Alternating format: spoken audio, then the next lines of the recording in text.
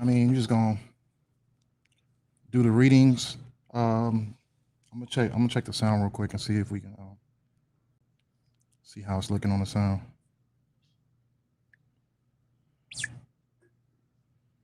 Let's see.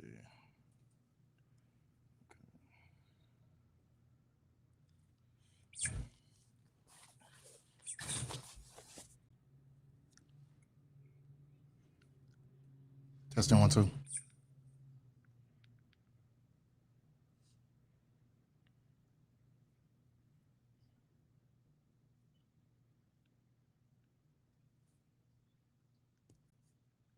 Testing 1 2. I don't know why I talk to my phone.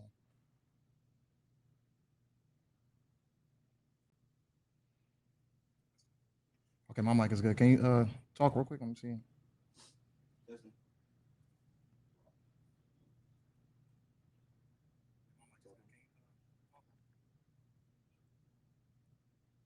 Mm. Say something else.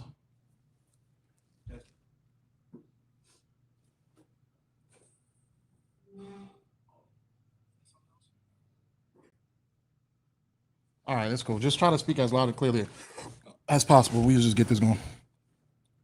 Uh, uh.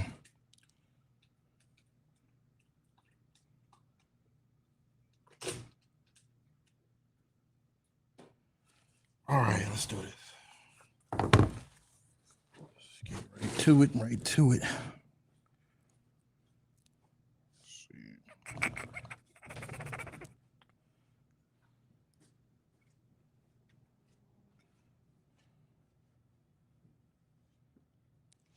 All right, let's get right to it. All right. Shalom, Israel. Yahweh Hashem Yahshua Barakathum to the brothers. Yahweh Shamar Elathum Ba'Hashem Yahweh to the sisters. We got Tuesday Brotherhood class. The topic we're going to be getting into today, we're going to be getting into what is hell actually? What really is hell? Or what we call hell today. Now, I know we got a lot of brothers and sisters who already know exactly what hell is, but it's important for us to go through these things because, let's see, like, as long as there's a Christian church on the corners of our ghettos and barrios, or Catholic church on the corners of our ghettos and barrios, then we are still at war. You know what I mean? We're still at war for the souls of our brothers and sisters, all Blacks, Hispanics, and Native Americans. So it's important for us to get into the ignorance and the doctrine that these Christian churches and Catholic churches try to teach us. You know what I mean? So now we want to get into what hell actually is, because, you know what I mean, we all grew up with a certain doctrine of what hell is. It's a doctrine that put us in fear. Hey, Shalom, sis, what's going on? Shalom, Akim. So it's a doctrine that put us in fear, making us feel like that, you know what I mean, if we weren't good people, then, you know what I mean, we would go to a particular place. But I'm gonna ask the young man, okay, so for example, I mean, I'm pretty sure you didn't have to deal with this growing up, you know what I mean, because of who your father is, you know what I mean, and the reputation he has and the mighty man that he is. But if you were in the world, what would you say that hell is today? If you were in the world, what would you say that hell was? A little bit louder. So try to speak into the mic too. Let's see if it worked. Okay, a place you go where you sin, but what would be the description of that place? Like, what's happening at that time period? Try to give a little detail what you think. Oh, a place under the crust of the earth where people just go to burn, I guess. So they just go as people? No, their soul goes. Mm. So it happens after you die? Okay. That's what they say. So that's correct. You know what I mean? What the doctrine of the Christian church teaches us is that when you die, if you are a bad person, it has nothing to do with the law, but if you're just a bad person in general and you don't ask Jesus for forgiveness, then you will go to this after you die, your soul will go to this place where it's just it's a pit full of fire where Satan rules, and you'll just burn forever. You'll just be burning, con. It's a burning pit. Like you'll be burning just for the rest of your life. You're just burning, burning, burning in pain, screaming for the rest of your life. And that is everything but true. You know what I mean? That's everything but true. Like that was something that was pushed into our brains to get us to obey in a particular manner. You know what I mean? To get us to fall in line and be structured. They use fear to keep us in line, right? So the importance of knowing exactly what the true, what hell really is so that you know what situation you're in as Blacks, Hispanics, and Native Americans, and you know what I mean, who your true enemy is. You know what I mean? So and not just that, you know what I mean, it's important to know the circumstances of the situation to know whether if you're in battle or whether you're, you know what I mean, being tested. So these are the things, this is why it's important to know what hell actually is. You know what I'm saying? So we're gonna get into some scriptures. Salakia. So I'll just give a little breakdown of what hell actually really is before we get into these scriptures, right? So hell is not a place that you go to when you die. Okay? It's not a place that you go to when you die. It's not a furnace in the core of the earth that souls go to burn forever. You know what I mean? That's some, you know what I mean? That's ignorance. You know what I mean? They push that because they have absolutely no clue of what the Bible really actually is. You know what I'm saying? Hell is actually a condition. It's a condition. It's a condition of something that you go through that it's either misfortune or a time of trouble, a time of pain, like those type of things. Like when you look at hell today, like you can't sit there and fear hell if you wake up every day in a crack house and you're addicted to drugs. You know what I'm saying? You can't fear a fiery furnace that your soul will go to after you die if you know what I mean, are in prison. You know what I'm saying? Are in prison for something that you didn't do, or even for something that you did do, but you know what I mean, poverty led you into those decisions to sell drugs to your brothers and sisters, to do drugs to your brothers, to do drugs with your brothers and sisters. Like these type of situations are what we would define as hell. You know what I'm saying? Blacks, Hispanics, and Native Americans have been dealing with hell for, you know what I mean, decades, centuries. You know what I'm saying? Like we've been dealing with hell for so long because we've decided to, you know what I mean, we decided to follow other nations and not follow the ways of our Father. You know what I'm saying? So we have to deal with those we have to deal with hell because we've been disobedient. You know what I mean? And examples of hell, you know what I mean, that's your baby getting killed by the cops. You know what I'm saying? A stray bullet hitting your child. That's you know what I mean, you suffering from some type of disease or something like that. Like, you know what I mean? All these things are conditions, and these are things that you deal with because you're dealing with the curses that are put upon us. You know what I'm saying? Like, let me see. I'm saying, what we got? I mean, it's prophesied in the Bible about the fiery wall, and that fiery wall, that's not you dying and going into a place where you're in an eternal furnace. That fiery wall, that is war. That's nuclear bombs. That's nuclear warfare. You know what I'm saying? That's something that's going to happen, that is prophesied in the Bible, that will happen to America in the future. You know what I'm saying? And if you and for our people, if we keep steering away from the Lord's laws, statutes, and commandments, then we will have to see that particular hell. You know what I'm saying? But let's go through all the hells that we see today. You know what I mean? We got gang banging, we got you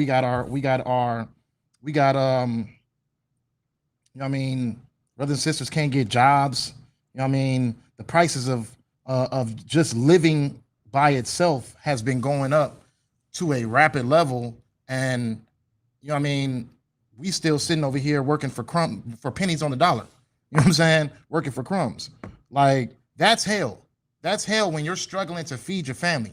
That's hell when you're struggling to become a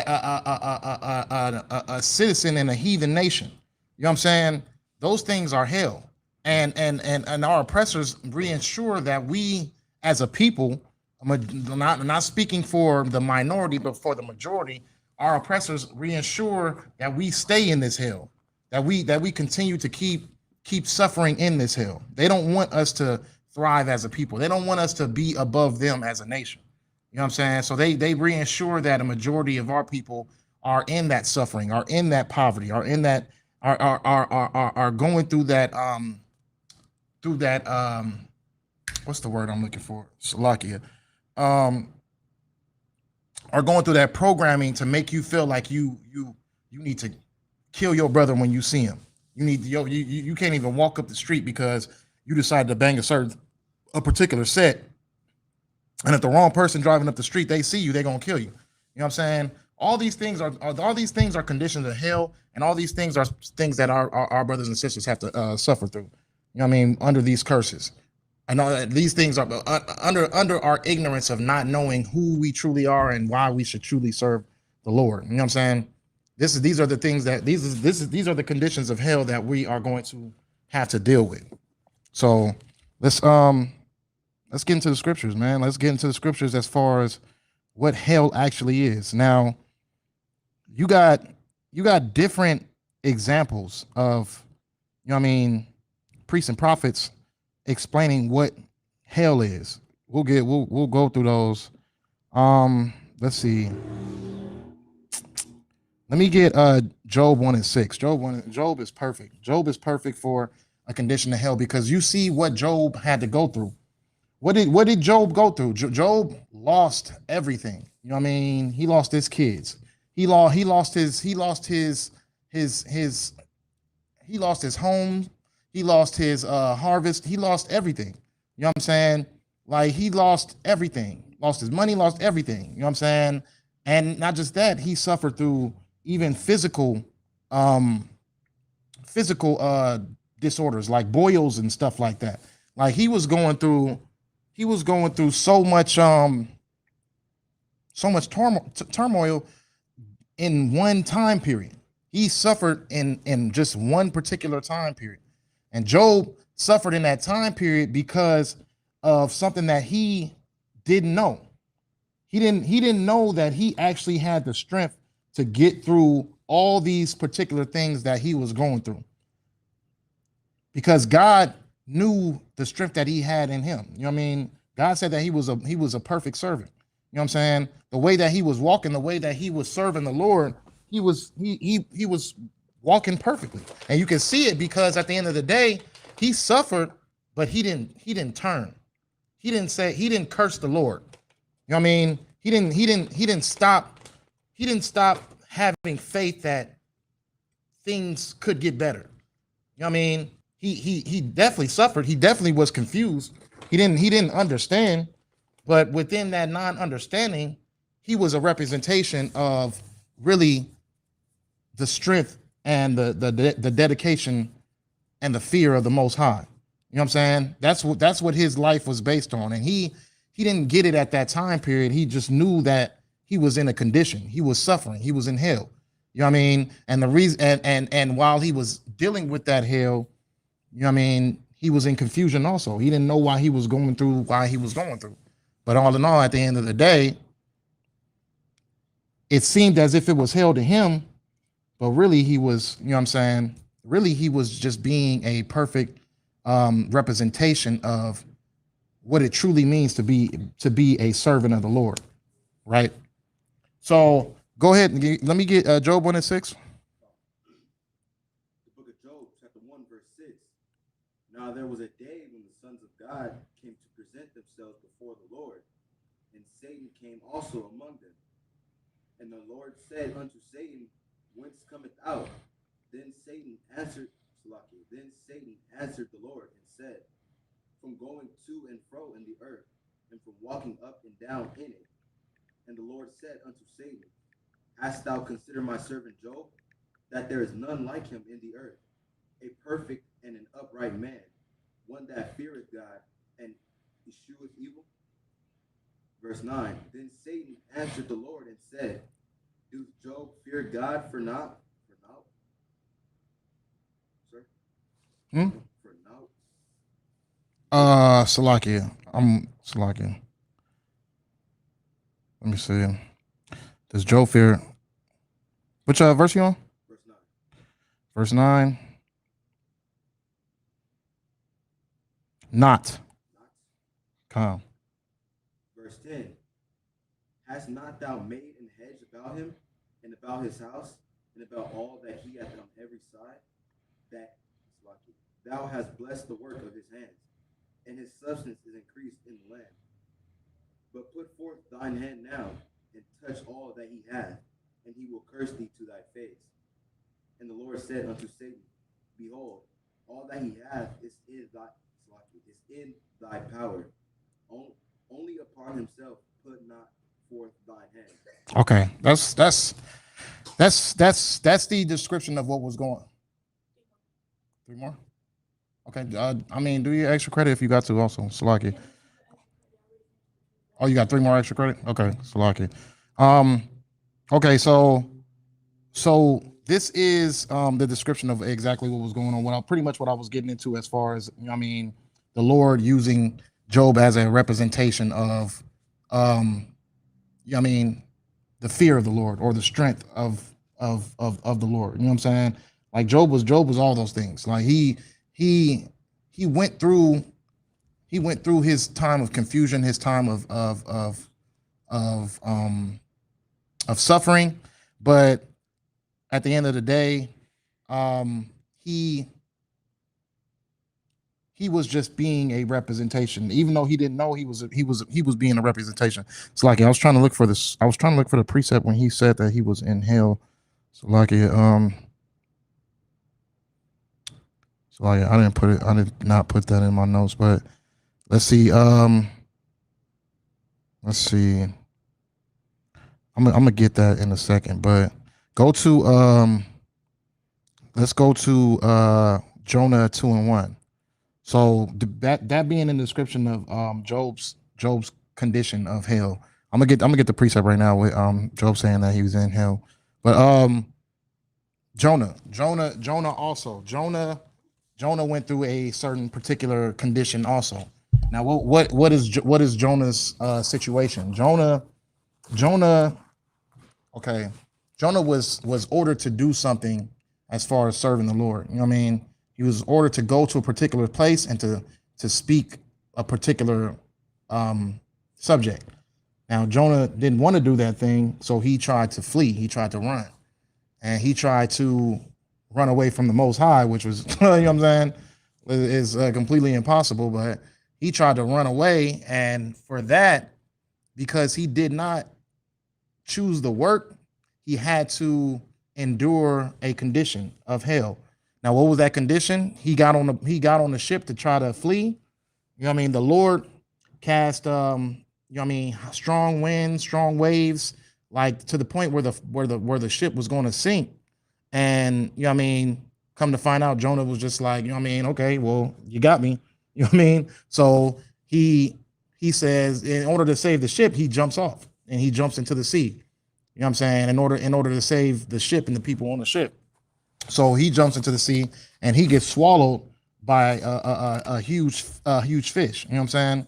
So being swallowed by that huge fish, he stays in there for 3 days and within the belly of that fish. So you got to think he's in the air pocket. He's smelling all these particular things. He's dealing with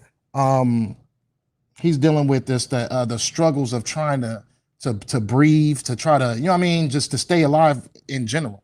He's in there for 3 days. You know what I'm saying? That was his condition of hell. You know what I mean? And this is another condition of hell.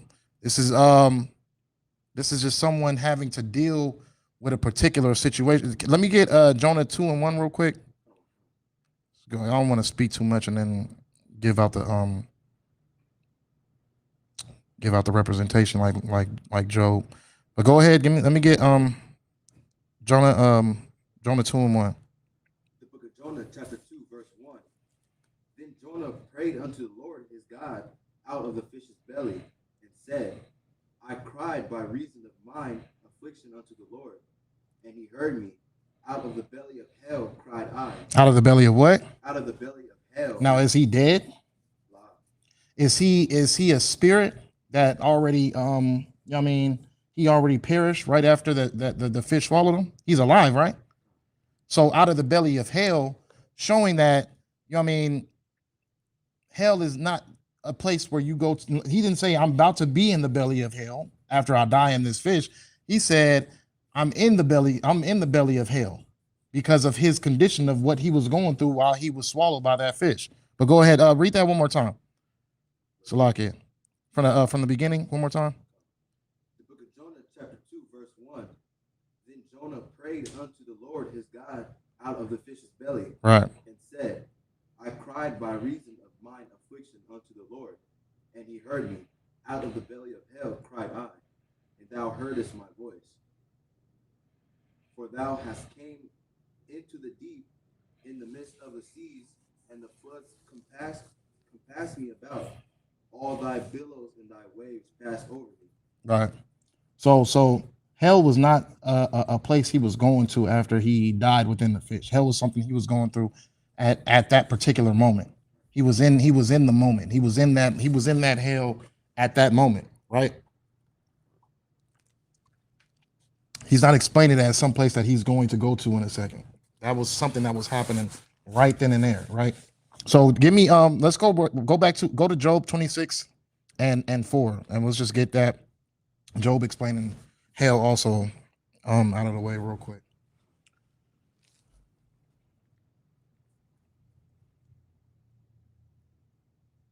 The book of Job, chapter 26, verse 4. Mm-hmm. To whom hast thou uttered words, and whose spirit came from thee? Dead things are formed from under the waters, and the inhabitants thereof. Hell is naked before him, and destruction hath no covering. He stretcheth out the north over the empty place, and hangeth the earth upon nothing. He bindeth up the waters in his thick clouds, and the cloud is not rent under him. He holdeth back the face of his throne, and spreadeth his cloud upon it. He hath compassed the waters with bounds, until the day and night come to an end. The pillars of heaven tremble and are astonished at his reproof. He divideth the sea with his power, and by his understanding he smiteth through the proud. By his spirit he hath garnished the heavens. His hand hath formed the crooked. Salakia, go ahead and stop real quick. Salakia, I had you reading too far. I was trying to check because I can barely hear you on the video. I can hear you, but it's like a little dim. All right, so Salakia, do me a favor. Nah, we'll stop right there. For Jonah. So Jonah was going through. Oh, sorry, Salakia. That was for Job. Go start from that beginning again, so I can lay the description. Salakia. I was just trying to check the audio and see if you can hear. Hey, Shalom Adawan. Shalom Adawan. What's going on? Yeah, verse 4. Yeah, real quick. Salakia. The book of Job, chapter 26, verse 4. To whom hast thou uttered words, and whose spirit came from thee? Dead things are formed from under the waters, and the inhabitants thereof. Hell is naked before him, and destruction hath no covering. Right. So this is just Job explaining, the condition. The condition is, and he's describing it as hell. He's describing the situation as hell. Like these are the things that he's feeling. You know what I'm saying? But Salakia. So we went through Job, we went through Jonah, and Salakia for that too. Like I was sitting over here trying to get this damn audio straight. I want to make sure that they can hear you say the scriptures. Give me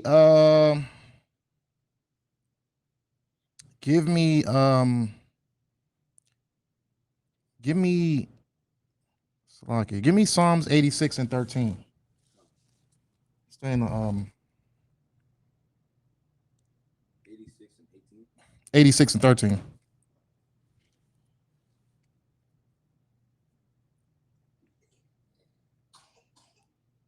The book of Psalms, chapter 86, verse 13. For great is thy mercy toward me, and thou hast delivered my soul from the lowest hell. O God, the proud are risen against me, and the assemblies of violent men have sought after my soul, and have not seen thee before them. But thou, O Lord, art a God full of compassion, and gracious, long suffering, and plenteous in mercy and truth. Right. So that's good too. That's good right there too. That's you know what I mean, David explaining, you know what I'm saying, the mercifulness of the Most High. You know what I mean, getting him out of that hell. Can you start from the beginning again, and we'll just get into like him describing hell once again as a condition. The book of Psalms, chapter 86, verse 13. For great is thy mercy toward me, and thou hast delivered my soul from the lowest hell. Right. O So God, he's not saying that God delivered him after he died out of hell. I mean, he delivered him out of the lowest hell, out of the lowest state. You know what I mean? A state of suffering, a state of getting in on me for that on the chair, Jay. A state of, you know what I mean, you know what I mean, because if you look at the situation with David, you know what I mean, he was you know what I mean, he was hunted by his own mentor. You know what I mean, his own mentor wanted to kill him. He was you know what I mean, preparing himself to lose his child. You know what I'm saying? He was going through some situations because he was preparing. Okay, throw that in the box for me, please. He was preparing himself to lose his child because of his disobedience and breaking and disobeying the Lord. You know what I'm saying? Like David went through some things. He was on the run. You know what I mean? Like he was going through some things, and he was saying how the Lord, you know what I mean, got him out of those conditions of hell. So let's keep on going. Let's go to John 8 and 44, and then we can start getting into we'll get into where this concept of hell came from, and we'll get into why it's important for us to know what hell actually is, because it could be used as a Jaden, can you close that box all the way? It could be used as a scare tactic to get our people to follow a doctrine that is completely detrimental to us. You know what I'm saying? So what precept did I ask for? John, yeah, let me get that real quick. The book of John, chapter 8, verse 44. Ye are of your father the devil, and the lust of your father ye will do. He was a murderer from the beginning, and abode not in the truth, because there is no truth in him. When he speaketh a lie, he speaketh of his own, for he is a liar and the father of it. And because I tell you the truth, ye believe me not. Which of you convinceth me of sin? So that precept was particularly just for explaining, for it's the real meaning of that precept is explaining let's see, you are of your father the devil. So it's like it. I don't want to. Let me see. Read that one more time, because I don't want to say that it's a cut to us to try to compare us to the heathens. But read that one more time. Let me see. But okay, so the reason why we are reading into that is because you would think that the devil was that ruler in, you know what I mean, in the pits of hell that you know what I mean, like you were taught that the devil is this red horn half bull half man looking thing that tortures people in hell. You know what I'm saying? But really, the devil is. I mean, the word for devil is deceiver. You know what I mean? Really, the devil is just this deceiver who deceived our people into following his ways. You know what I mean? When Eve um when Eve was following the different knowledges of heathens, it's because she was deceived. She was a snake, or not a literal snake, but a snakish person was in her ear telling her a bunch of sweet nothings about things that may be appealing to the flesh. You know what I'm saying? May be appealing to or interesting, that is completely the opposite of what the Most High gave us. You know what I mean? The knowledge that the Most High gave Adam and Eve at that time period. You know, it was done by a heathen. You know what I'm saying? But this this particular thing, Salakia. Give me that precept. But okay, yeah, we was getting into the devil. So a devil just means deceiver. So matter of fact, instead of giving that precept, give me Deuteronomy 32 and 21. I'm going through precepts real quick, as far as like again, we're gonna get into the real actual meaning of hell. The book of Deuteronomy, chapter 32, verse 21. Matter of fact, you can cancel that. Cancel that right there. All right, so we talked about Job, we talked about Jonah. Let's dive deep into this. Um, okay, so if I was to ask you, okay, so what actually happens when you die? You just sleep. Say it a little bit louder so they can hear you. You just sleep until Okay, like so, just say it's always like you speaking to me, but just loud. like you just sleep until the Lord comes back or until your house returns. You actually sleep. Not really. It's like a sleep state. Right. Okay. So it's like a stage of sleep, right? It's a stage of rest, but and then what happens? When the Lord comes back, you return. Oh, when your house shall come back, you rise from the dead. Nothing happens to you. Ah, Wait, what do you mean? Like when you what do you know what happens when you die? Because if you have to go off of what the Christian church taught us, the Christian church taught us that when you die, you're either going to go to this. If you're a good person, you go to this cloudy white place in the sky where you sit in church forever and you dance and you scream and you shout and you praise the Lord. You know what I'm saying? right, Forever. Or you go down into this fiery pit if you're a bad person, and you know what I mean, your soul burns forever and you're in pain and you're burning forever, but you never die. You just burn forever.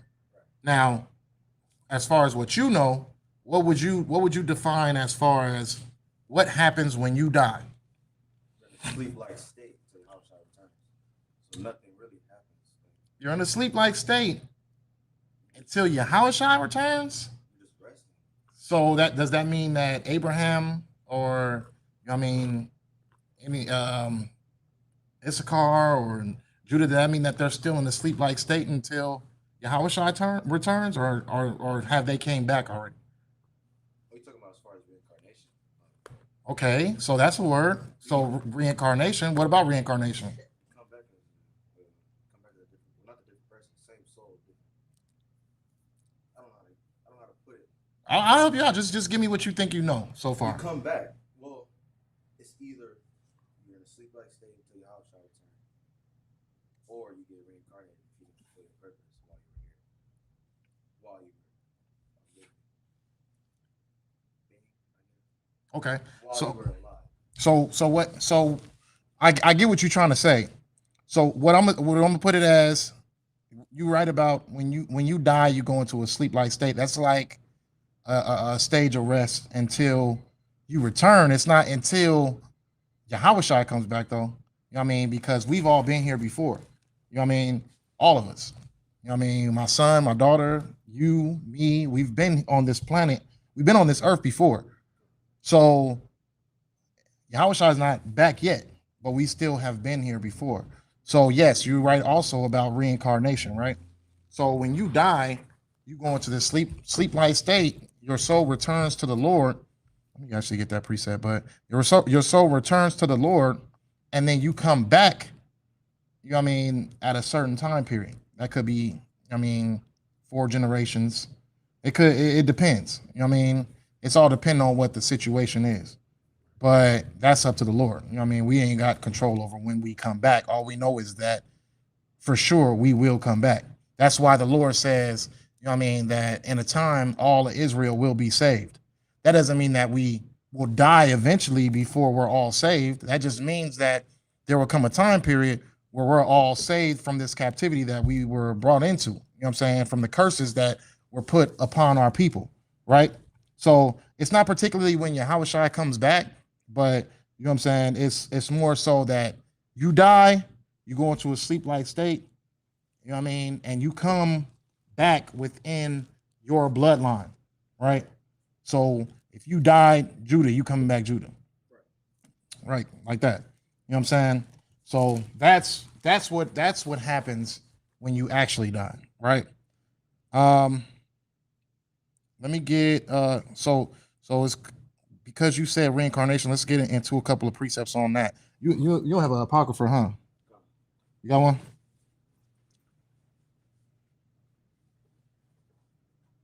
Let me get Second Esdras 14 and 34. Amen.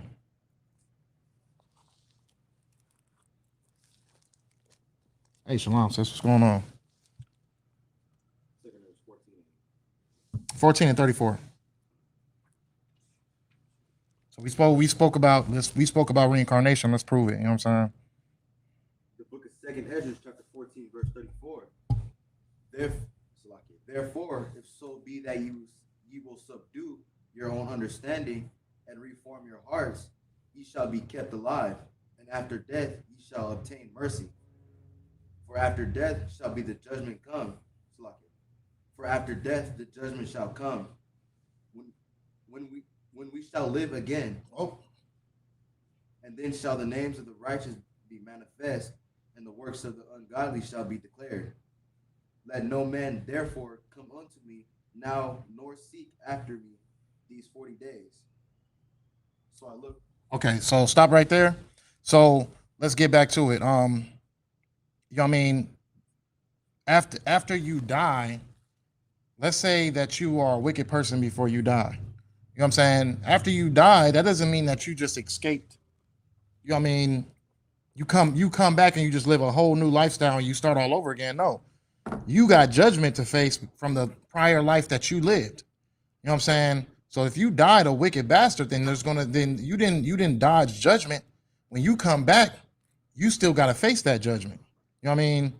That's the true judgment. The judgment is not dying and you're going to either go in the clouds to go to church forever, or you're going to go in the middle of the earth or under the ground and then go to this fiery place and then you're going to burn forever. That's not what the judgment truly is. The judgment is you coming back and you losing your legs.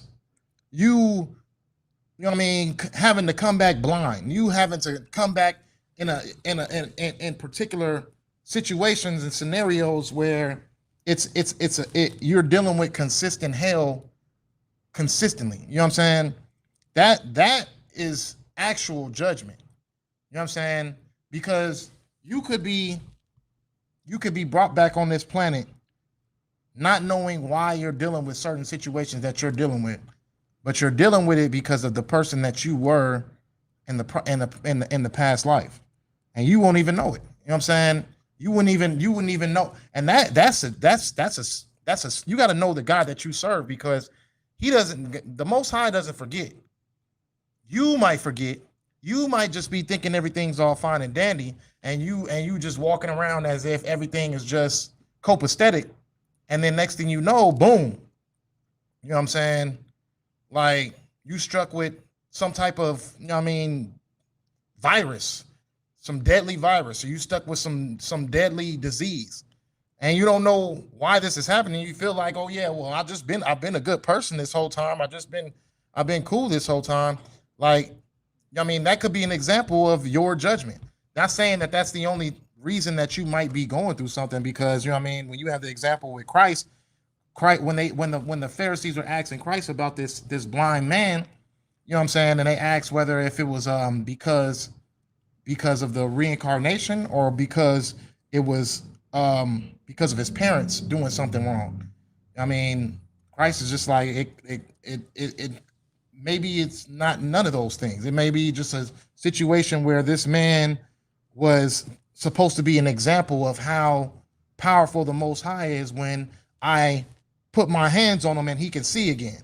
You know what I mean? So it might not just be judgment. It might just be a situation where you are an example.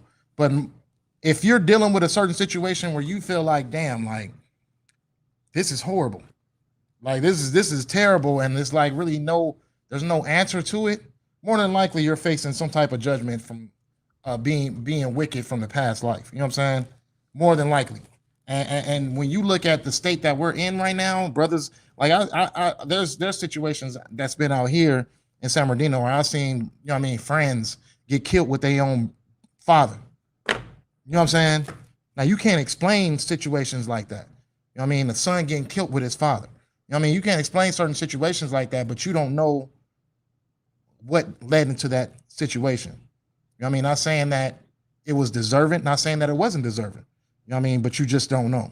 I mean, that's between them and that's between the Most High. But at the end of the day, you are always going to have to face some type of judgment depending on what you do on this earth today.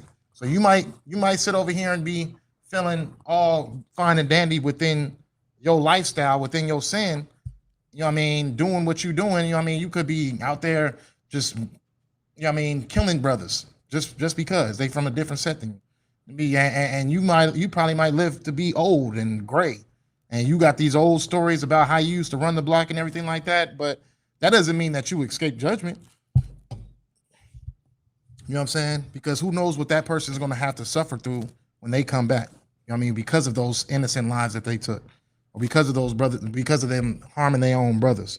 You know what I'm saying? That's why it's important for us to know exactly who the true God is, what really happens when you die, what judgment really is, and what hell and heaven really is also, right? So in 2nd Ezra, read that one more time. The book of 2nd Ezra, chapter 14, verse 34. Therefore, if so be that ye will subdue your own understanding and reform your hearts, ye shall be kept alive, and after death ye shall obtain mercy. For after death shall the judgment come, when we shall live again. And then shall the names of the righteous be manifest, and the works of the ungodly shall be declared. Right. So it's up for you to change now, is what he's saying. If you change now and you follow the law, statutes, and commandments of the Most High, you change your life. You stop being a wicked bastard. You start holding yourself as a noble brother within the body of Christ. You know what I mean? As a soldier, you know what I'm saying? And you stop doing the wicked things that you do, you might receive mercy. But if you die within that wickedness, you know what I mean, there's going to be a chance where you have to deal with that. You have to deal with that judgment, you know what I mean, when you come back. Or you're going to deal with it here right now. It's a lot of brothers sitting in prison for life. You know what I'm saying? They sitting in prison for life. They won't ever be able to touch a woman.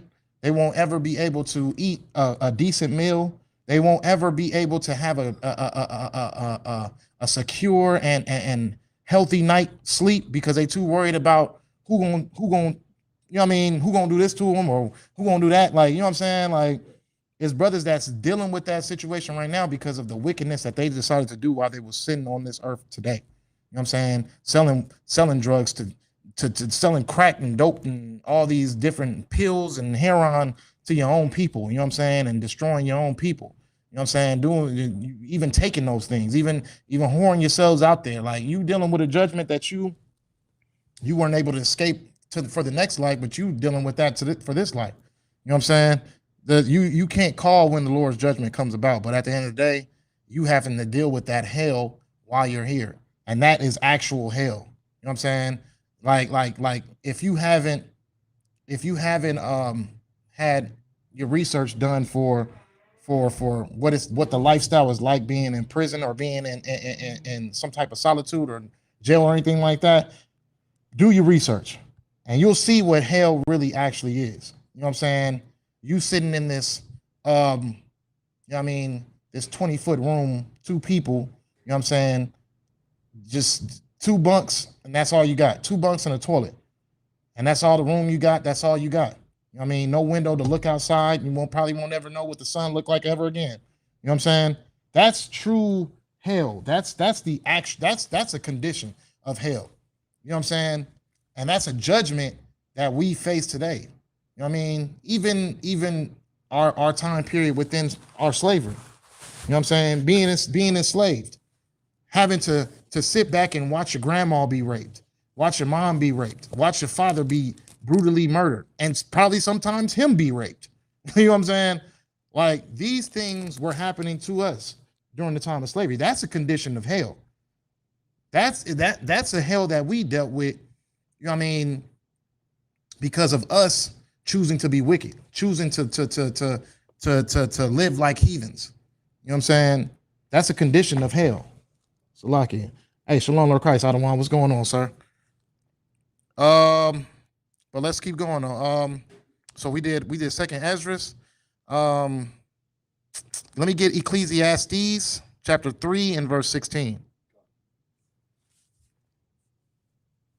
Ecclesiastes chapter 3 and verse 16.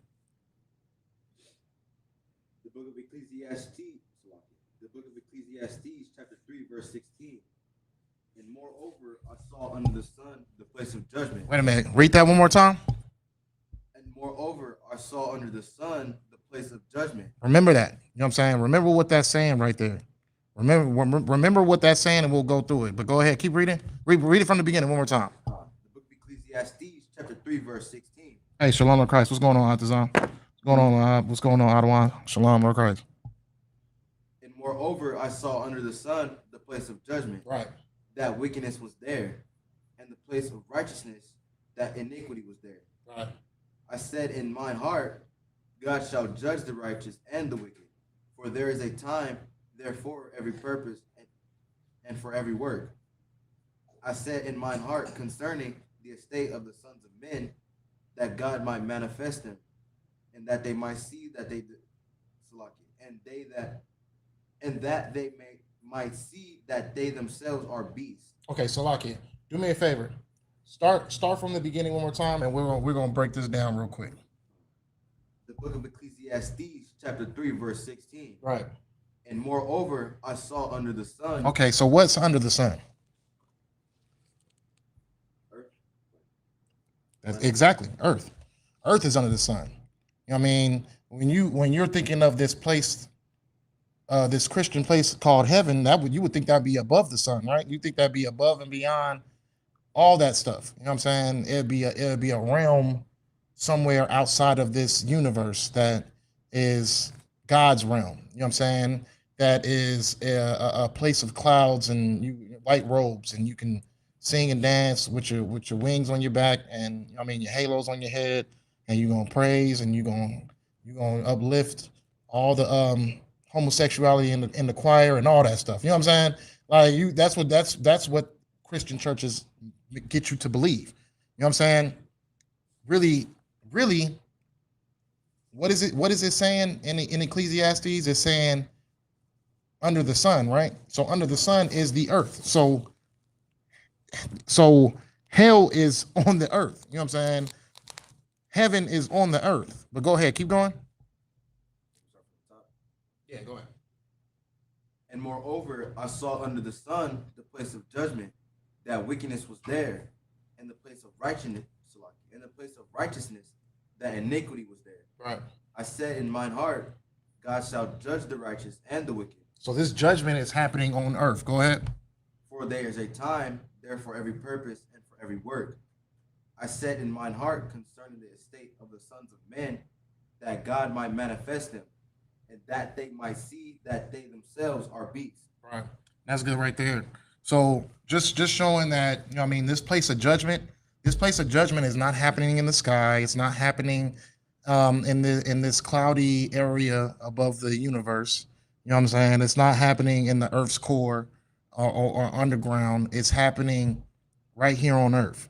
This place of judgment for people being wicked is happening to you while you're on this earth. Okay. So let's get into some more. Let's see. Uh, Go to Matthews 10 and 28. So we see that hell is on earth. What else? What else should we know about hell? What else should we know about judgment? You know what I'm saying? What else should we know about judgment? What else should we know about hell? What else should we know about heaven? That's gonna be Matthew chapter 10 and verse 28. The book of Matthew, chapter 10, verse 28. And fear not them which kill the body, but are not able to kill the soul, but rather fear him which is able to destroy both the soul. But rather fear him which is able to destroy both soul and body in hell. Able to destroy what? Able to destroy both soul and body in hell. Able to destroy what? Both soul and body in hell. Able to destroy what? Both soul and body in hell. Okay. Able to destroy both soul and body in hell. Now, if we go to a Christian description back again on what hell is, that's all spirit, right? That's the spirit realm. That's the spirit realm of torture. You're being tortured within this realm after you die. So after you die, your spirit goes into this furnace and you burn forever. Now, what did that scripture just say? It said, fear the one who's able to burn your spirit and body in hell. Why is there bodies in hell? If you feel like hell is a spirit realm where you burn in a furnace, your spirit burns, your soul burns in the furnace forever. What are bodies doing in there? Don't you have to die and leave your body? You know what I'm saying? So why is a body and a spirit being destroyed in hell? Why? Because you're right here standing in your physical body dealing with a judgment. That's why. You know what I'm saying? And that's exactly what it is. That's exactly what it is. You know what I'm saying? You got to fear the Lord because the Lord won't just you fear people that just will destroy your body, but the Lord can destroy your body and your soul in hell. When you think of a brother having to sit there and wake up to poverty every day, only way he can get ends meet is by selling dope and robbing people, and that's the only way he can be able to feed himself and his children. He is dealing with a condition of hell. That is hell. That's hell. You know what I'm saying? When a woman has to get rid of her husband, kick him up out the house, and you know what I mean, have to put on this presentation that she lives alone and that she's alone in her home, and put away all his clothes, hide all his clothes, just so a Caucasian woman can come in and analyze her home to make sure that she's doesn't have a man in the house, just so she can give her food stamps to be able to feed her children. That is hell. All these particular situations are conditions of hell. And this is what the Black, Hispanic, and Native American men have to deal with still to this day. You know what I mean? Still to this day. You know what I'm saying? Like, that's why salvation is for Blacks, Hispanics, and Native Americans, because we are the ones who need the salvation from this condition of hell. We're the ones who need to be spared and be in a position where we can feed our own families without having to shuck and jive for our oppressors, without having to whore ourselves just for a treat. You know what I'm saying? We need to put ourselves in a position where we're able to rule. You know what I'm saying? Ruling is heaven. That's a definition of heaven, being able to rule. Neglect, that means to like ignore, or you know what I mean? But Salakia. But yeah, so we're the only ones on this planet that needs that type of salvation from our oppressors, because our oppressors make damn well sure that we are in that position to have to keep dealing with hell. You know what I'm saying? Have to deal with this type of hell. But Salakia, like, it's saying that the Lord can destroy your flesh and your soul. When a man that has to sit there and, you know what I'm saying, be brutally beaten by his rib, you know what I'm saying, cussed out every day, treated like a nobody, you know what I'm saying, and the only reason he's doing that because he ain't got no other place to live, you know what I'm saying, so he endures all of this abuse. That man's soul and his body is destroyed. Why? Because he's living in hell. You know what I'm saying? It's not because he's preparing himself to die and go to this place, to this furnace. No, it's because he's dealing with this judgment right now. These are all things that was given to us in Deuteronomy. You know what I'm saying? These were things I already spoken about, the things we had to deal with once we decided to turn our backs on the Most High. You know what I'm saying? But let's keep going. So like it, yeah, because we run out of time. Okay, so let's get into it. Let's get into it now. Okay, so we did Ecclesiastes, right? Okay. Now let's go to Psalms 18, 4 and 6. 4 through 6, Salakia. Psalms 18, 4 through 6. We're just going to get into one more description of hell being a condition, and then we'll get into, Christ speaking about it. So let's get into King David speaking about the condition, and then we'll get into Christ speaking about a certain particular thing, right? Salakia, I gave you Psalms 18 and 4. Let me get there with you, Salakia. Psalms 18 and 4. All right, you can go ahead. The book of Psalms, chapter 18, verse 4. The sorrows of death compassed me, and the floods of ungodly men made me afraid. The sorrows of hell compassed me about. Right? The snares of death prevented me. The sorrows of what? The sorrows of hell compassed me about. The sorrows of what? The sorrows of hell compassed me about. Now, was David dead when he wrote this? Was his soul suffering in the furnace when he wrote about this? So he's not writing about hell being something that is a place where you die. He's not saying that the sorrows of hell will pass me as soon as I die. He's saying that the sorrows of hell can pass me now because he was dealing with hell. You know what I'm saying? But go read verse 5 one more time. The sorrows of hell compassed me about. The snares of death prevented me. Right. So he's not dead. You know what I'm saying? But he's describing hell as a condition. The sorrows of hell can pass me by. The condition of hell can pass me by. You know what I'm saying? These particular I have a word in the back of my brain, and it's a perfect description of what hell really is, but it's just not popping up right now. So we'll just say these trials, these tribulations, this time of turmoil. You got something? Right. All those things, but it's like a word that I'm looking for that makes your situation at that moment is horrible. I don't got it. I don't got it right now, so I'm not even going to try to get it. But that's David explaining a condition. You know what I'm saying? So now let's get into Christ. You know what I'm saying? Now let's get into the origin of where they try to make hell this particular place that you go to when you die. You know what I'm saying? Let's get into the origin of that, because the Christians are no different from the Pharisees. You know what I'm saying? Absolutely no different. They are unlearned. First of all, they're unlearned and they're ignorant. Same thing. They're ignorant to the scriptures. You know what I mean? Unlearned and they're ignorant to the scriptures. So the things that Christ would speak on, right? Christ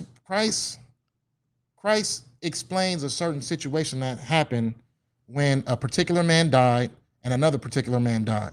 And it seems as if it's being described as the hell that we see today. You know what I'm saying? That the Christian churches teach today.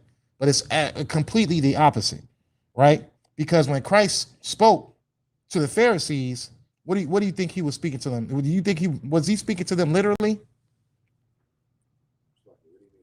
When Christ would speak to the Pharisees, was he speaking to them literally?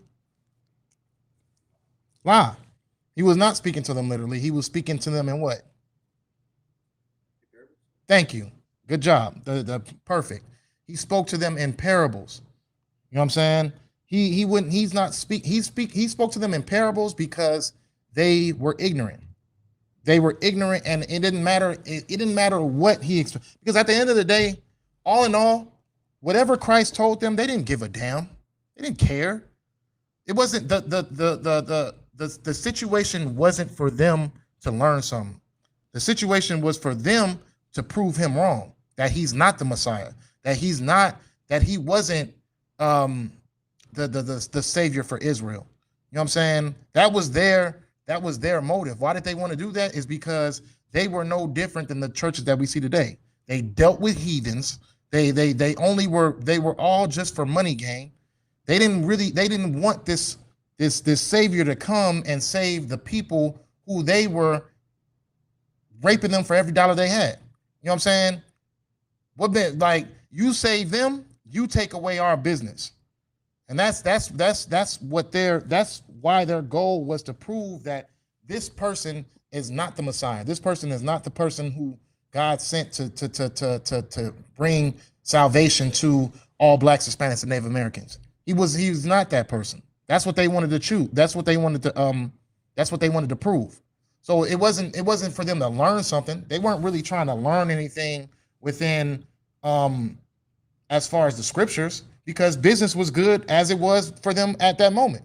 Anyways, they were doing great on business anyway, so it didn't matter.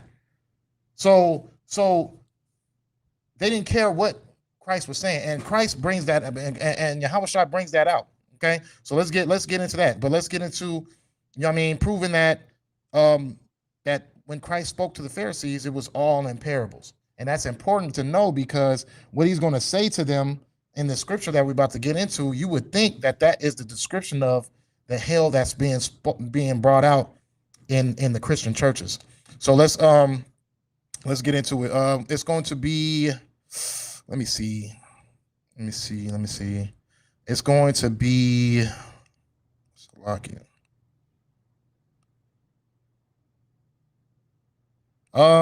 Slovakia. Let me get Matthew 13 and 13. Matthew 13 and 13. The book of Matthew, chapter 13, verse 13. Therefore, I speak to them in parables, right?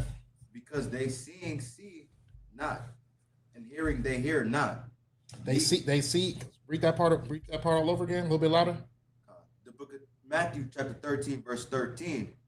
Therefore, I speak to them in parables, because they seeing see not, and hearing they hear not, neither do they understand. And in them is fulfilled the prophecy of Isaiah.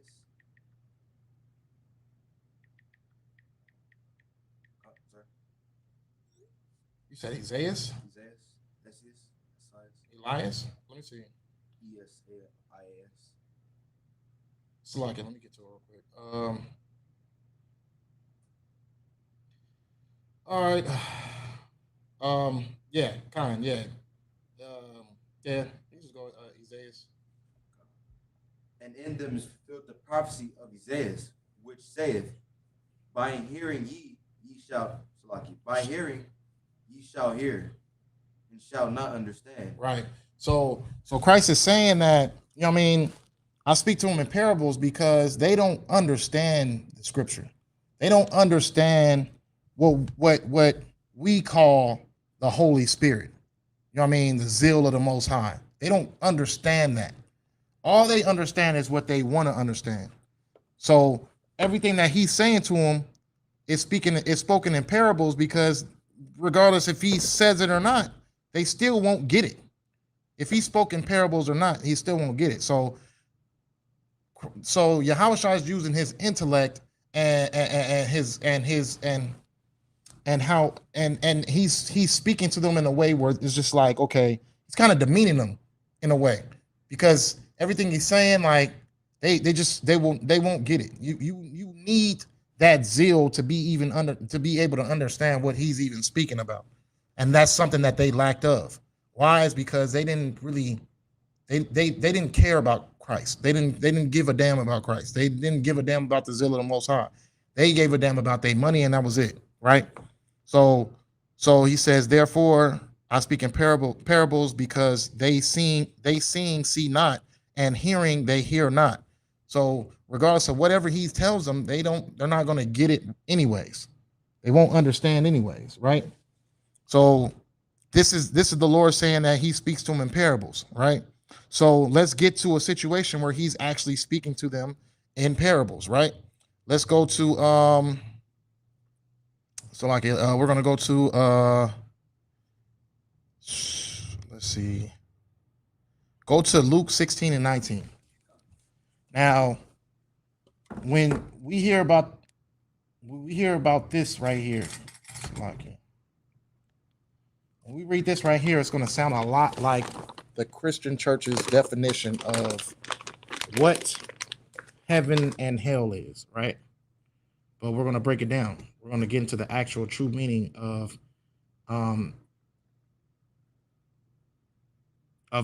what Christ is explaining in this situation. You got it right now? All right, go ahead and give me that.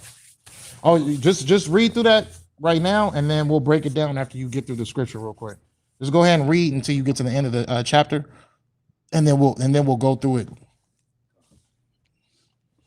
Read nice and loud though. The book of Luke, chapter 16, verse 19. There was a certain rich man which was clothed in purple and fine linen, and fared sumptuously every day. And there was a certain beggar named Lazarus, which was laid at his gate full of sores, and desiring to be fed with the crumbs which fell from the rich man's table. Moreover, the dogs came and licked his sores.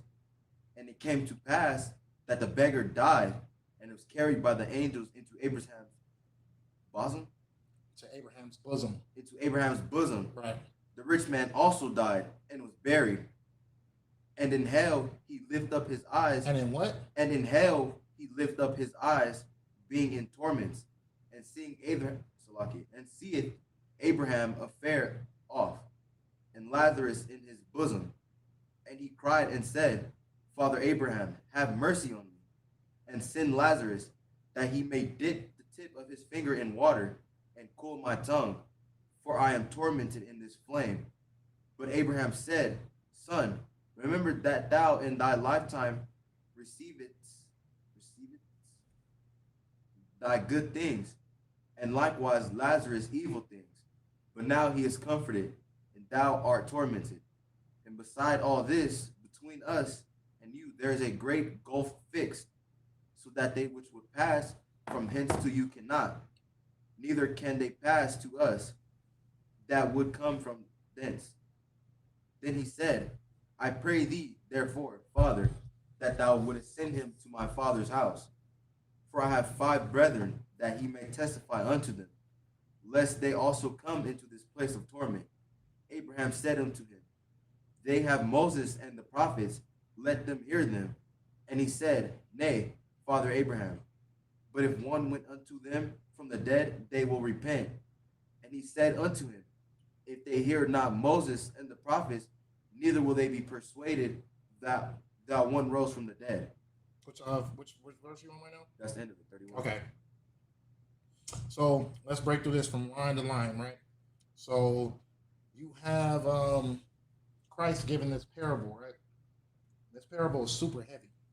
It's super heavy because, I mean, you would think, like, okay, so let's get into what the Christian church thought. You know what I'm saying? Christian church thought that because 2 men died, 1 man went into a place of torment, the rich man, he went to a place of torment. The Christian church teaches that, you know what I mean, well, Salaki, they confused the parable into thinking that it was literal because they went into The man who was rich, you know what I mean, he died. He went to a place of torment. The man who was poor, that was a beggar, he died and he went into Abraham's bosom, right? He was in a comfort, he was in a comforting state. He was being comforted by Abraham, is what it's trying to say, right? So let's get into the parable of the situation because they confuse that as a place that you go to when you die. That could be a place of torment or a place of comfort. So this is where the confusion of what hell and heaven really is in a stage of where when you die, this is what happens. This is what they thought Christ was saying. But this is why Christ was saying that I speak in parables because regardless, they don't get it. They just don't understand, which is why they have to take it literal because they don't understand what the meaning of Christ explaining this situation is about. This parable for. They don't understand what it's about, but really Christ is cutting them. You know what I'm saying? He's cutting them for the people that they are. Did you have a question? You wasn't ready on it? Okay. So really Christ is cutting them for the wicked people that they are. You know what I'm saying? Because he's speaking to the Pharisees. Now, this is one of the parables that he was explaining that he needs to speak to them in parables. What's going on? Key? Keen? Ken or Keen? Keen. I never heard of that, son. You have to look that up on Google or something.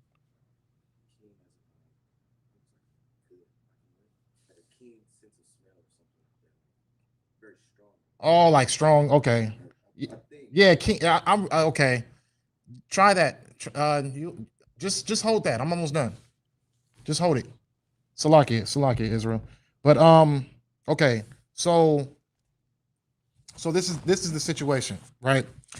The Christian church took this parable as literal, and they made it into a place that you go to when you die. It's either going to be a place of torment or it's going to be a place of comfort, right? And they think that when you die, you go into Abraham's bosom, and you'll be in a place of comfort and a place of, you know what I mean.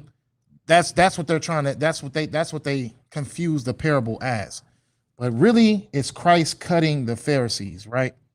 Because he's giving this parable to let them know. Let's go. Matter of fact, let's just start from verse 19, and we'll explain it as we go down, right? So this is a cut, right? The book of Luke, chapter 16, verse 19. Right.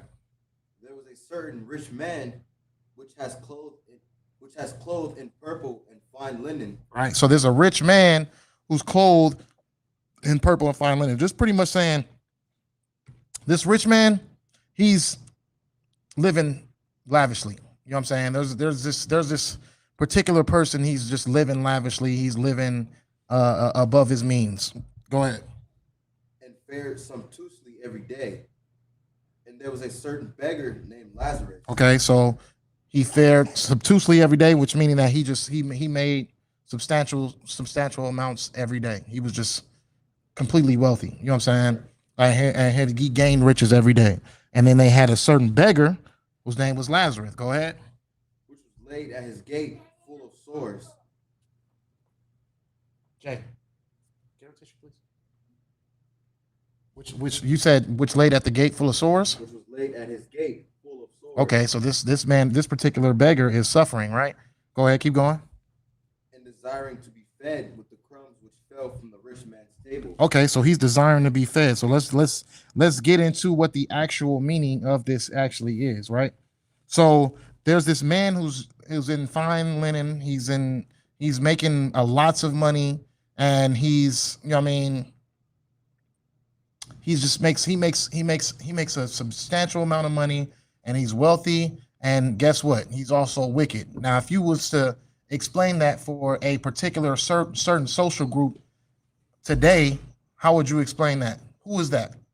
This wealthy group who's making all this money, who just doesn't give a damn about their people, doesn't give a damn about the beggars or the people in need. Who would you explain those people are? Drug dealers. But we're talking in a spiritual parable manner right now. So spiritual, like the wealthy Lie. It's not the white man who could this, because he's talking to the Pharisees. Pharisees were not white men. So who is this group of people? Who would you compare the Pharisees to? Christian church, right?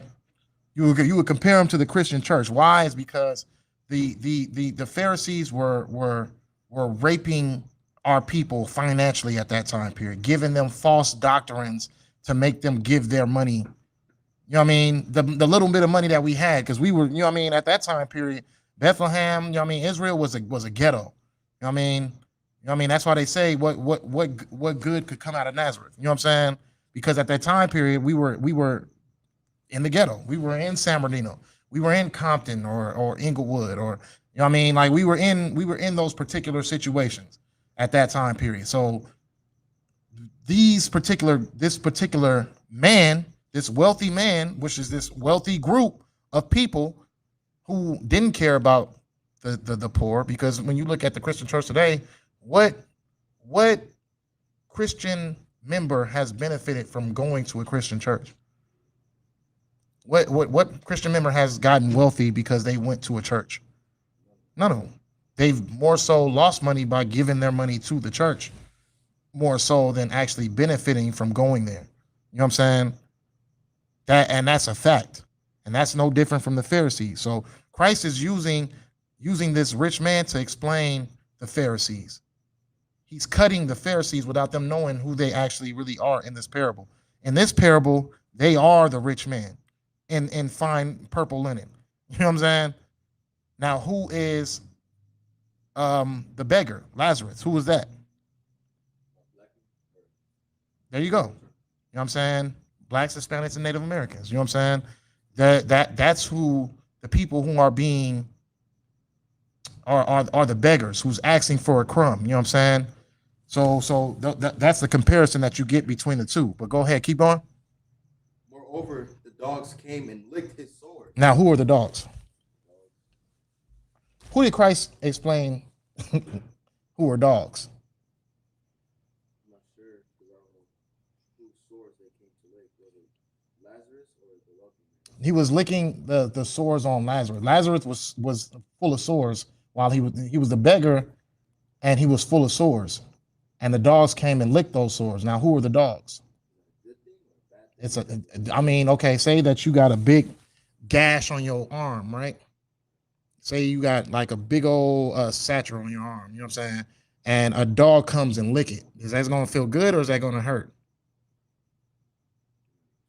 You're not sure. If you had a damn bullet wound on your arm, you got shot and you got a bullet wound, and a dog comes and lick it, is that going to feel good? Is that going to make it feel better or is that going to make it feel worse?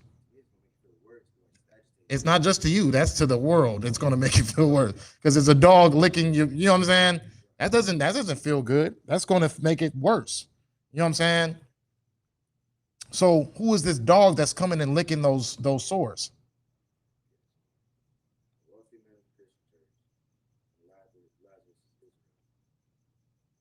Who's the dog? Who did Christ explain as dogs? Who did God explain who are dogs? I mean, if somebody got it in the chat, go ahead and write that down, please. I mean, what would you explain them as? They're what?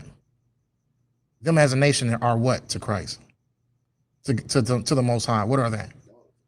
Dogs, but what would you explain them as? Are they us?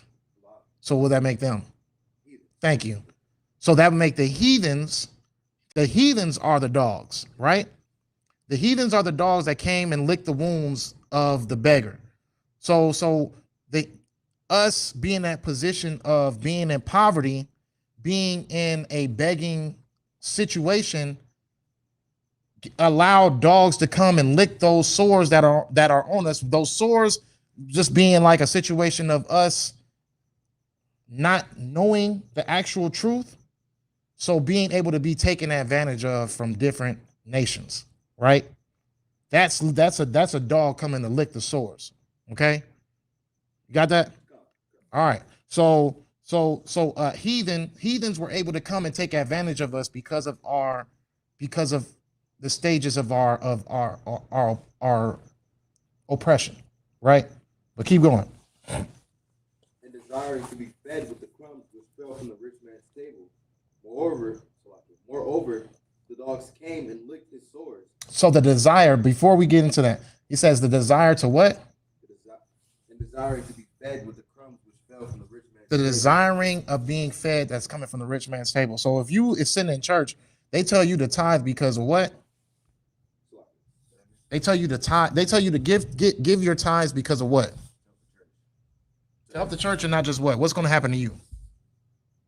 Oh, I'm not sure. You're gonna gain 10 times more for giving to the church. So their desire of giving to the Pharisees, thinking that there's going to be some type of benefit spiritually, and not just that, financially, you know what I'm saying, back to them for giving the little bit that they had. And this is exactly how the churches roll. You know what I'm saying? They take from the poor and keep for the rich. You know what I'm saying? They take from the poor and they keep for the rich. So they're taking the little bit of itty bitty pennies and nickels and dimes that they can get from the poor, and they stack all that bread up and they keep it. They don't give back to their communities. They don't put people in situations where they can thrive and be a great. They don't make our people a great nation. They're just taking away from our nation. They're taking away. They're telling you to give to us, give to us, and this is going to be. And if you have faith, then you're going to be able to receive something from the Most High. Right? Keep going.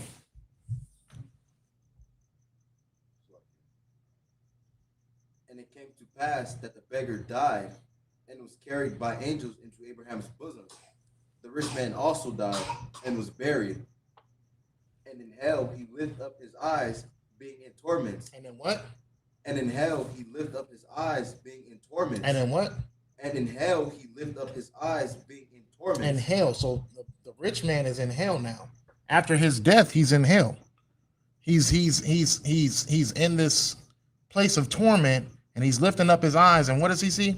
Go ahead, keep going. And in hell he lifted up his eyes, being in torments, and seeth that Abraham afar off, and Lazarus in his bosom. And he cried and said, Father Abraham, have mercy on me, and send Lazarus that he may dip the tip of his finger in water and cool my tongue, for I am tormented in this flame. So he's tormented in this flame, which he's in a state of torment, right? So go ahead. So in this parable, what would dying be? What is dying referencing? I'm going to tell you right now. Matter of fact, so the dying metaphor or parable, the parable that is going within the dying part, this is a transformation, right? So the beggar dies, he ends up in a place of comfort. He ends up in a stage that's higher than, because if you look at the Christian definition of heaven and hell, you can't, people in hell can't sit up and look up and see people in heaven. You know what I'm saying? Like that's not what they explain what hell and heaven is. So in this situation, this rich man dies and he's in a place of torment and he's being tormented, and he's looking up and he sees that this beggar is in a stage of comfort. He's in Abraham's bosom. Now, why is this? What does this parable mean? You know what I'm saying? That's that position of death, that is the transformation. That's the transformation of a man, of this poor man being a beggar, being licked up by the dog, which is being used and abused by the heathen, transferring into a place of comfort and where he's on top of him.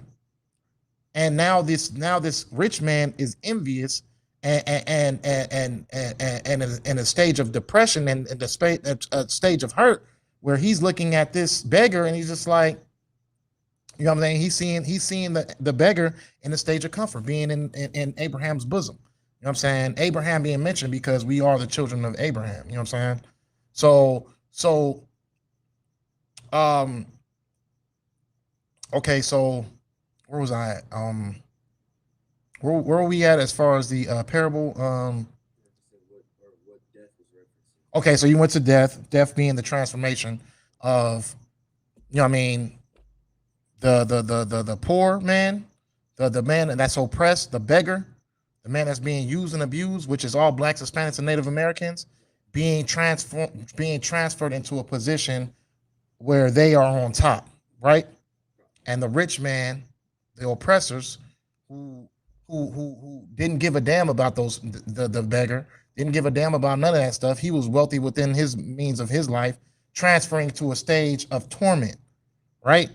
So let's keep going. But Abraham said, Son, remember that thou in thy lifetime receivest thy good things, and likewise Lazarus evil things. But now he is comforted, and thou art tormented. And besides all this, between us and you, there is a great gulf fixed, so that they which would pass from hence to you cannot, neither can they pass to us, that thou would come from thence. Then he said, I pray thee therefore, Father, that thou wouldest send him to my father's house, for I have 5 brethren, that he may testify unto them. So he's asking if you can send Lazarus, who was supposed to be dead, you know what I mean? Can you send him to my father's house to warn my brothers that, you know what I mean, the way we living is the wrong way. You know what I'm saying? And we should be living in a different type of way in order to avoid this torment that I'm dealing with at this moment. So keep going. So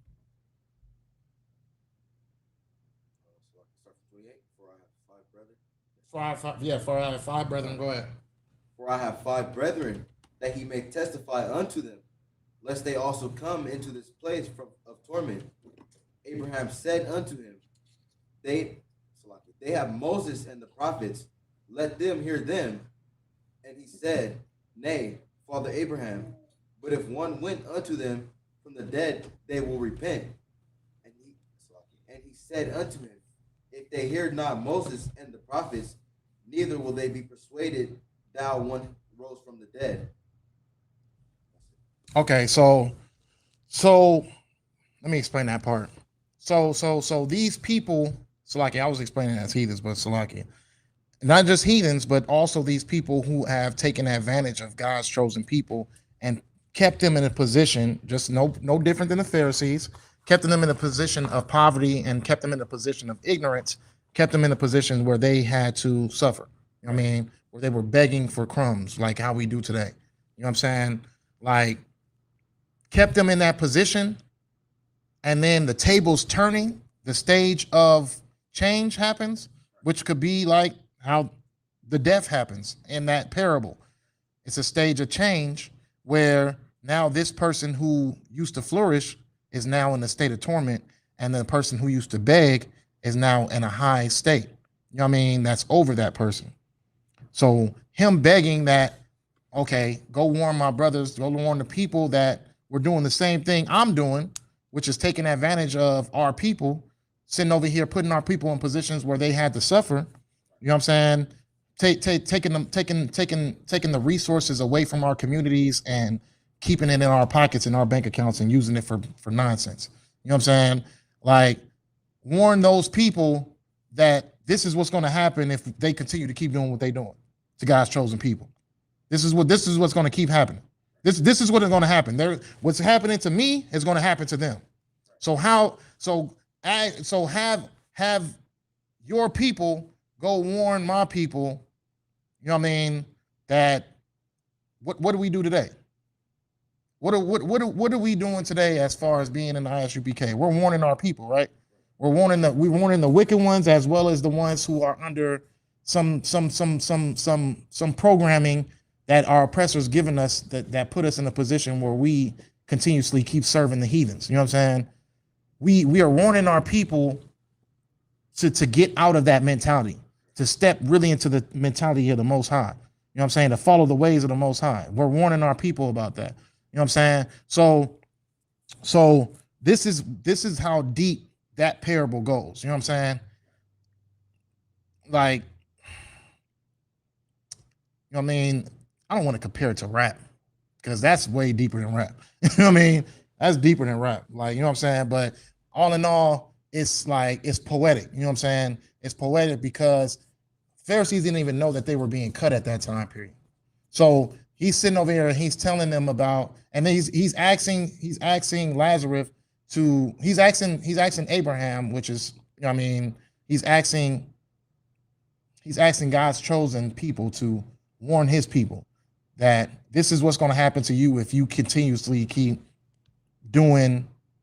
taking advantage of God's chosen people. This is what's going to happen.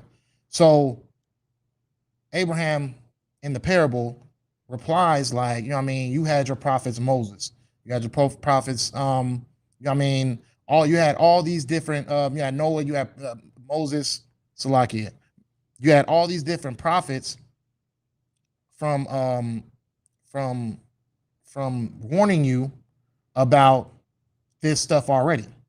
You had all these different prophets warning you already. Even if there was somebody that came from the dead, which is deep because Christ came from the dead, you know what I'm saying? Christ is like telling this parable, you know what I'm saying? So even if there was somebody that was to resurrect from the dead and spoke to you, you still wouldn't get it. That's what that last chapter was about. You know what I'm saying? Even if Moses already spoke about it, all these different prophets already spoke about it. But even if there was someone who resurrected from the dead that spoke to you and told them that, they still wouldn't do it. You know what I'm saying? Because they didn't even listen to Moses. It's not like the Pharisees didn't have the scriptures in front of them. They had resources to get them into a position where they can learn the truth of the Bible. They just didn't care. They like the fact that they can make money off of it, right? But that's where you get the death description of heaven and hell. And they try to use that as a situation where it's actually literal instead of a parable, metaphorical. You know what I'm saying? So because they took it literal, now they'll tell you when you die, you'll either go to a place of torment or you'll go to, if you're humble, you'll go to a place of comfort. You know what I mean? In the sky. You know what I'm saying? So this is where all these things stem from. But all in all, hell is a condition. Heaven is a condition. Heaven, the white man today is in heaven. Why? Because he rules this nation. He rules the most wealthiest, most militarized nation ever on the face of this earth. You know what I'm saying? So he's living in heaven because there's nothing he can do that anybody can tell him not to do. You know what I'm saying? There's nothing that he can't, that he has to do that anybody tells him to do. He does what he wants to do. You know what I'm saying? He's living in his heaven. He's wealthy, he's rich, he's flourishing off of our labor, our sacrifice, our death, our destruction. He's flourishing off of that. So he's in his heaven. We're in our hell because we live under him. We should be ruling we should be ruling over the heathens. We should be ruling over our oppressors. We should be at rule because we actually have a power that is, you know what I mean? We have a power that is real. You know what I mean? It can split a sea. It can split. It can split the waters. It can cause plagues to come on a nation that keeps us down in poverty and enslaved. We have a power that is actually existing, and it works, but we choose not to use it because we feel like different lifestyles are better. Heathenistic lifestyles are better than the lifestyle that the Most High gave us, right? So those conditions, a condition of hell is us living in this poverty that we see today, under these curses that we see today. You know what I mean? Where you don't know, some men can't even see their kids. Most women are just as aggressive and as, you know what I mean, mean and just destroyed as anything. You know what I'm saying? Like just like a rabid dog. You know what I'm saying? Just running around, doing whatever they want to do, sleeping with whoever they want to sleep with. Just like those are conditions of hell. Because at the end of the day, when they lay up in that bed and they all alone and they in that cold room and they looking in the ceiling and they just realize like, damn, no one is ever going to want me. You know what I'm saying? No one can ever take me serious because I don't even take myself serious. And I don't know why I act like this. When a man can't even walk, when a brother can't even walk past his when a black man can't even walk past a black man without, you know what I mean, if he gets looked at a certain type of way, he got to kill him. That's hell. You know what I'm saying?